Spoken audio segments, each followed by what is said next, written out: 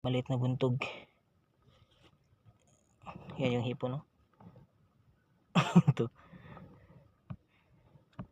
Ito ang isda, maliit na buntog. Yan mga master, oh. Oh, balik ka sa tubig. No, balik ka sa tubig. No, relax. Just relax. Yan mga master, oh, buntog. Okay. Tapos yung hipon mga master, oh. Yung hipon lang dadalhin natin.